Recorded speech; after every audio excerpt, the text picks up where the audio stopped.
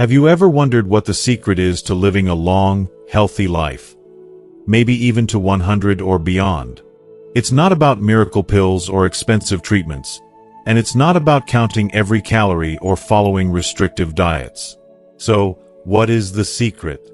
Today, we're diving into the real-life habits that have helped people in Japan, one of the longest-living populations in the world, stay vibrant, active, and happy well into their 90s and beyond. In this video, you'll discover 5 simple but powerful principles that you can start applying today to boost your energy, improve digestion, and enhance your overall health, especially after 60. These habits aren't just about what you eat. They're about how you live, how you move, and how you approach each day. You'll learn why eating just 80% full can change everything, why plant-based proteins like tofu and edamame could be your new best friend, and why fermented foods like miso soup are key to gut health and longevity. But we're not stopping there. We'll also explore a surprising food that you might be avoiding that could be keeping you from living your best life. Stick around to the end, and you'll see how making small, joyful changes to your routine, things that don't require drastic sacrifice, could lead to more energy, better sleep, and a longer, more vibrant life. Trust me, you won't want to miss this, because these are the habits that can truly transform your life. Let's get started. If you are not subscribed, subscribe and activate the notification bell so you don't miss any videos. Your support means a lot to me, and if you enjoyed this video, you can help me continue spreading the valuable lessons by liking and sharing it. If you like the topic of this video, please comment 1. If you don't, please comment 0 to let me know how I can improve and make better videos for you. Now, let's begin. What a mistake. But 1. Overeating and ignoring hara high-bu. What a colossal mistake, one that we make over and over again without even realizing it.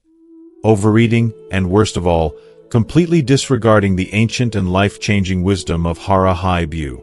It's such an innocent-seeming habit, but it carries a heavy weight. If there's one thing I wish I could go back and tell myself earlier in life, it would be this: we don't have to overeat to live well. It's not about eating until we feel stuffed and bloated, or pushing our plates clean because we've been taught that it's wasteful. This mindset could very well be one of the most detrimental habits we've ever ingrained into our lives. Let's begin with something that on the surface might seem deceptively simple. Something that could have an enormous impact on our lives if we truly understand its meaning. How much we eat. In the West, there is a prevailing attitude that fullness is the ultimate goal. Think about it. We are taught to clean our plates, to finish everything in front of us, to be good by making sure we don't leave any food behind. Larger portions? More food equals more value.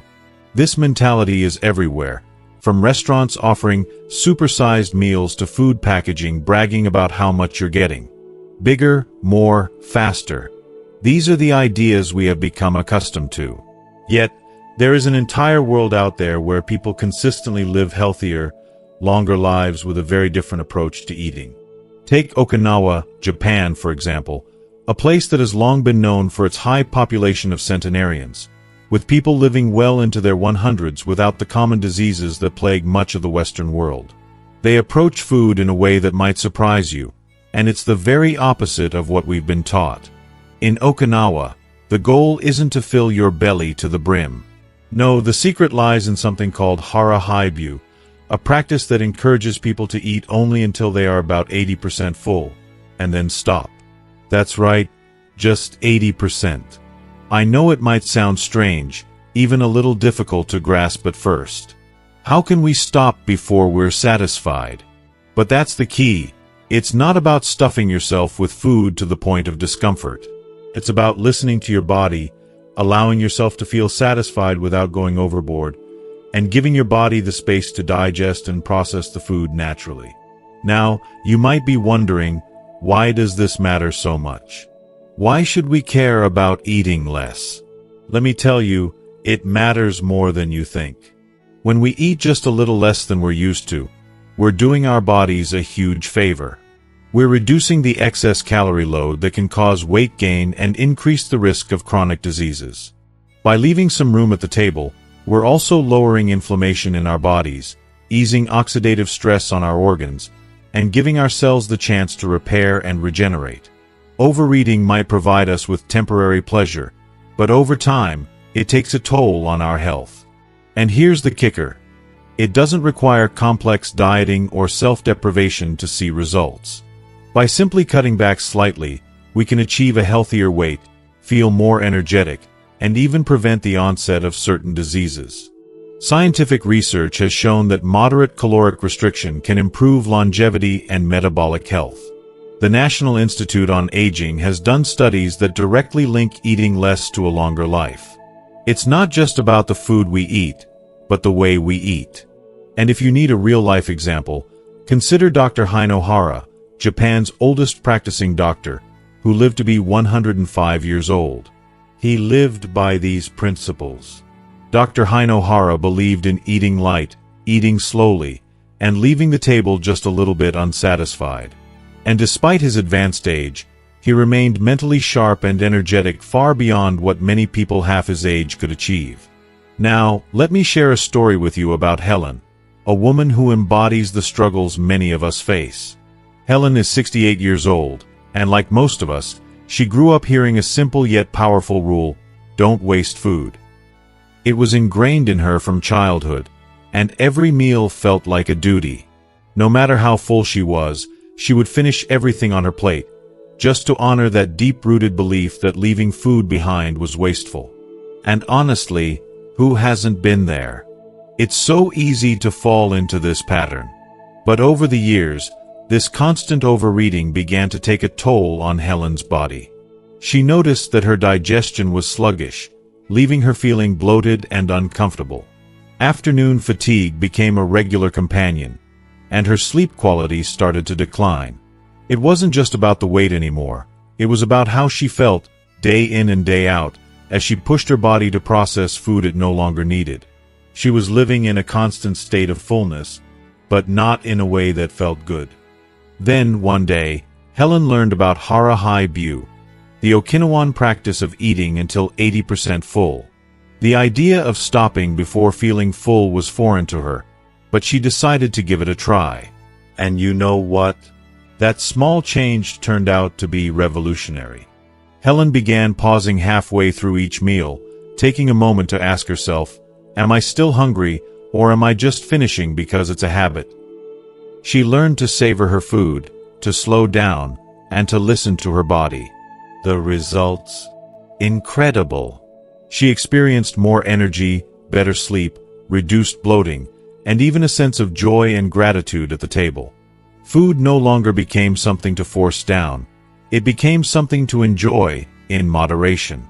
Helen's story is a reminder that we don't have to struggle with overindulgence to feel satisfied.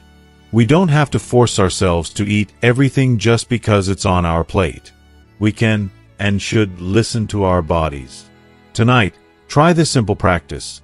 Slow down while eating, take deep breaths between bites, and when you feel about 70% full, stop. It's not about leaving the table starving, but about finding a balanced, healthy place where you feel content without overstuffing yourself. The benefits you'll notice, both physically and emotionally, are remarkable. But don't stop there. The truth is, how much we eat is just the beginning.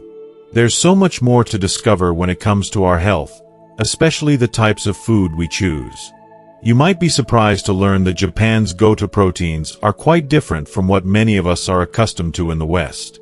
As we continue this journey, let's explore what truly nourishes us, not just our bodies, but our souls, our minds, and our entire well-being. The path to better health is paved with wisdom, and we're only scratching the surface. Trust me, the best is yet to come. Mistake number 2. Skipping beans and plant proteins. If you are still watching this video and find these lessons useful, please comment 1 below to let me know that you are still here with me. Let's take a moment to discuss protein, something that's vital for our strength, recovery, and maintaining a healthy, vibrant life as we age.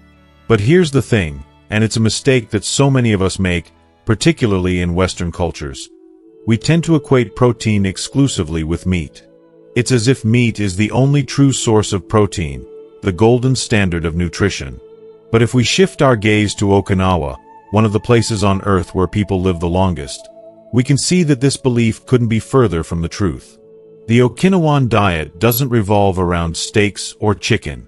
Instead, it's largely plant-based, with a major emphasis on soy products like tofu, miso, natto, and edamame. These foods aren't just relics of tradition. They're integral, daily parts of the Japanese diet, foods that have been passed down through generations for their health benefits. And it's not hard to understand why they're so crucial. These plant-based protein sources are packed with everything our bodies need to thrive as we get older. They offer complete plant protein, powerful isoflavones that work wonders for reducing inflammation, and heart-healthy compounds that support our cardiovascular system. Not to mention, they're full of prebiotic fiber, which nourishes and strengthens the gut, that vital part of our body that influences so much of our overall health. There's even a wealth of scientific evidence backing up these benefits, like a study published in the American Journal of Clinical Nutrition, which found that regular soy intake is linked to lower levels of LDL cholesterol, improved bone density, and even a reduced risk of cognitive decline. One of Japan's most respected doctors, Dr. Shigeki Hinohara, who practiced medicine well into his 100s, swore by tofu. He believed that eating tofu daily helped keep his arteries clear and his digestion running smoothly, even into his advanced years. It's a simple, yet profound reminder that we don't need to overcomplicate things when it comes to our health. It's these everyday habits, like incorporating a little tofu or miso into our diets, that can make all the difference in the world. Now, let me tell you about Frank. He's 73, retired, and had always avoided soy. He'd heard the rumors about soy being linked to estrogen and hormones, and like many of us, he just didn't want to take any chances. But after watching a documentary about Okinawan centenarians, people who had lived not just long, but healthy lives, Frank had an epiphany. He realized he needed to try something new. So, he decided to replace red meat with a simple, yet delicious tofu stir-fry, loaded with bok choy, garlic, and ginger. He started doing this twice a week, just twice a week. And within 3 weeks, something remarkable happened. His blood pressure dropped. His joint pain became more manageable. And, perhaps most surprising of all, he no longer found himself napping in the afternoons. Can you imagine? Just by incorporating a little tofu into his diet twice a week, Frank experienced a major shift in his well-being. Here's the important takeaway from Frank's experience. You don't need to give up meat entirely or go full vegetarian to experience these benefits. It's all about balance. Even adding plant-based proteins like lentils, black beans, or tofu just twice a week can have a profound impact on your health. It's about making small changes that add up over time, and it's something that can be done in the simplest, satisfying way. So, what's next? We're about to dive into something truly powerful, a secret anti-aging shield that is hiding in plain sight in a food that many Americans overlook, yet the Japanese enjoy every single morning. Stay tuned because you won't want to miss this one. Mistake number 3, ignoring fermented foods. Let me share with you one of Japan's quiet, yet incredibly powerful secrets to longevity. A secret so simple, yet profoundly impactful, that it's often overlooked in our fast-paced, supplement-driven world. It's not some fancy vitamin, nor is it a quick-fix pill. It's a tradition, served warm, gentle, and full of life. I'm talking about the healing magic of fermented foods. Dr. Shigeki Hinohara, a revered and legendary physician in Japan, was known for his extraordinary health and longevity. The man lived well into his 100s, and one of the cornerstones of his daily life was a humble bowl of miso soup. But to him, it wasn't just comfort food. It was a sacred ritual of healing, a symbol of nurturing his body from the inside out. And what a powerful ritual it was. Miso, natto, pickled vegetables, fermented seaweed, these were not just tasty additions to his plate, they were packed with life itself.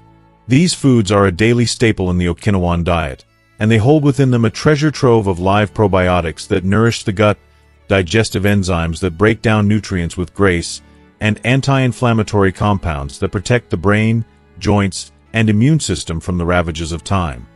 Now, let's pause for a moment and think about what we do in the West. Many of us, especially as we age, rely on probiotic pills to address gut issues or boost our health. But let me tell you, nothing compares to the power of real, living fermented foods. Pills may provide a small benefit, but the synergy of whole foods combined with living microbes brings results that no capsule can offer. It's like a harmonious orchestra of health that only nature can provide. The connection between our body and these foods is deep, ancient, and miraculous. Take Claire, for instance. She's a 70-year-old retired librarian, a kind-hearted woman who spent years battling uncomfortable bloating, unpredictable digestion, and that heavy, sluggish feeling after every meal. She tried everything: fiber powders, digestive enzymes, every probiotic under the sun. Yet, nothing truly worked. But then, a friend gave her a jar of real miso paste, and everything changed. Claire started sipping just one warm cup of miso broth every morning. That's it. No drastic diet changes, no pills to swallow.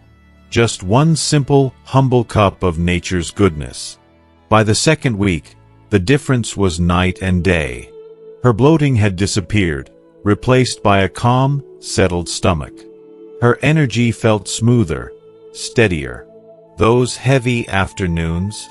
Gone. And best of all, her appetite was stable, no more cravings or overindulgence. It wasn't the latest supplement or trendy powder that worked. It was the living bacteria in the miso that helped her body restore its natural balance. The change was miraculous, and it all came from something as simple as a daily cup of warmth and tradition. You can do this too. You don't have to overhaul your entire diet or spend money on expensive supplements. Start small. Try a spoonful of miso in warm water or enjoy a few slices of naturally fermented pickles. It's not just about the health of your gut. It's about aging with grace, balance, and harmony. These simple, time-honored foods nourish your body in ways you can feel. It's a gentle, powerful gift from nature, one that I truly believe every one of us deserves to embrace as we grow older. Now, let's dive into something that's often forbidden or overlooked in the West, but is consumed daily in Japan, and is credited with helping their people maintain strong hearts and clear arteries. Mistake number 4. Fearing carbs and skipping sweet potatoes. Let's be completely honest for a moment. In the Western world, carbs have been villainized to an extreme degree. Everywhere you turn, people are saying things like, "Cut carbs if you want to lose weight," or "Seniors need to avoid starch." It's almost like carbs have been painted as the ultimate enemy, the root of all health problems. But here's the truth that so many people seem to miss. Not all carbs are created equal. Some carbs are packed with nutrients that can help you live a longer, healthier life, just like the ones eaten daily in Okinawa, Japan. Let's focus on something extraordinary. Japanese purple sweet potatoes. These little gems aren't just pretty to look at, they're incredibly powerful. And when you realize that over 60% of the daily calories for Okinawan centenarians come from sweet potatoes, it becomes clear that these humble root vegetables are more than just a side dish. Why are they so different from the simple potatoes we often eat? Because they're loaded with anthocyanins, potent antioxidants that protect our blood vessels, fight cellular aging, and slow the aging process. They also provide fiber that helps stabilize blood sugar and aids digestion, potassium for heart health, and vitamin C to strengthen the immune system. But that's not all. These sweet potatoes have a low glycemic index, meaning they won't spike your blood sugar and cause those dreaded sugar crashes that leave you feeling sluggish and irritable. Dr. Shigeki Hinohara, Japan's oldest and most renowned doctor, even chose sweet potatoes over rice. He believed they were gentle on the body and packed with strength and protection. It's no surprise that research from the National Institutes of Health has shown that foods rich in anthocyanins, like Japanese sweet potatoes, improve blood vessel function, reduce inflammation, and slow cognitive decline in aging adults. Isn't that just incredible? Now, let's take a look at Paul, a 69-year-old man who had been battling prediabetes, exhaustion, and frustration. He'd been so convinced that all carbs were bad that he completely cut them out of his diet, even the healthy ones. But as time went on, his energy plummeted, and his cravings became unbearable. He felt like his body was betraying him. His dietitian suggested he try something simple and clean: steamed Japanese sweet potatoes. Not fried, not drowned in sugar, just pure and unadulterated. He started by adding half a cup to his lunch every day. Within just 2 weeks, his energy levels soared, his cravings were more manageable, and his blood sugar was the most stable it had been in months. It was like a weight had been lifted from his shoulders, and he could finally see a clear path forward. This story holds a critical lesson for all of us. You don't need to fear carbs. You just need to be smart about the carbs you choose. The Japanese have been doing it for centuries, and their longevity speaks volumes. If you are still watching this video and find these lessons useful, please comment 2 below to let me know that you are still here with me. Now, let's take a moment to reflect on a principle that's even more powerful than the food itself. It's not about what's on your plate, it's about the philosophy of how you live your life around it. Dr. Haino Hara didn't follow a strict diet. He didn't obsess over counting calories or macros. He lived by a rhythm, a simple, joyful rhythm that shaped his long, vibrant life. Every morning, he began his day with a quiet routine, something like a warm bowl of miso soup, a brisk walk, and some time to read. He didn't overeat out of a sense of restriction. He did it out of respect for his body. Even in his 90s, he avoided elevators and climbed stairs. He stayed curious, constantly learning, giving lectures, writing books, and smiling.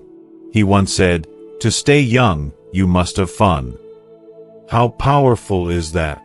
His words cut to the core of what it means to truly live, to approach life with curiosity, joy, and a sense of playfulness, no matter your age.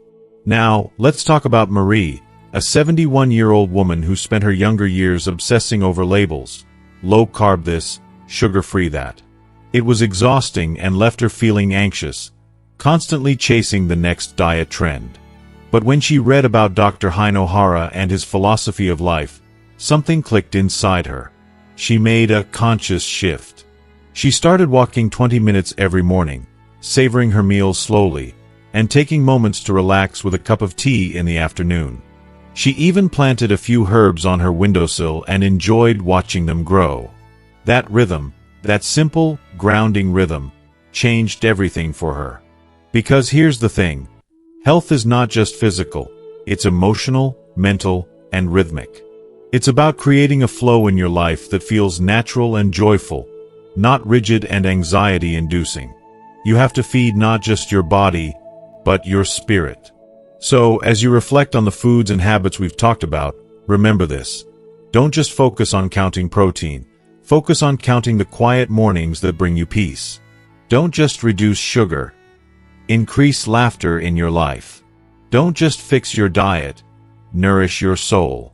And if you're not sure where to start, begin with something simple, something joyful. Just like Dr. Haino Hara, who lived to be 105, smiling to the end. Before we wrap things up, let's review the 5 simple principles that can completely transform your health and longevity, one small step at a time. These aren't complicated strategies. They're gentle shifts practiced daily by some of the longest living people in the world, inspired by the teachings of Japan's oldest doctor. Eat until you're 80% full. This helps digestion, boosts energy, and promotes longevity. Learn to pause before you're stuffed. Add more plant-based proteins. Think tofu, lentils, and edamame. Easy to cook and gentle on your body. Include fermented foods, a spoonful of miso, a slice of pickled vegetable. These foods are packed with good bacteria that support your gut and strengthen your immune system. Choose smart carbs like sweet potatoes. They provide sustainable energy without the spikes and crashes. Live light, eat light, and smile often. Remember, it's not just about the food. It's about the rhythm, the simplicity, and the joy that comes with living. Each of these changes supports your heart, your brain, your digestion, and your independence. I encourage you to take a moment to absorb these principles and remember, it's never about perfection. It's about the joyful, simple steps you take every day to improve the quality of your life. You deserve it. As we wrap up today's journey, I want you to take a moment to reflect on everything we've covered. We've talked about the power of carbs, like the incredible Japanese sweet potatoes, and how small changes in the way we eat and live can make a world of difference. But more importantly, we've learned that health isn't just about food. It's about the rhythm of our lives, the joy we bring to each day, and how we choose to nourish not just our bodies, but our spirits. So, what have you learned today? I'd love to hear from you. What's one thing you've learned that you're going to put into practice in your own life? Leave your thoughts in the comments below this video. Let's start a conversation and support each other on this journey to better health and a fuller life. If you like this video, please leave your comment below, and don't forget to like, share, and subscribe to our YouTube channel for more empowering content like this. Remember, small steps can lead to big changes. Take it one day at a time, and I'll see you in the next video.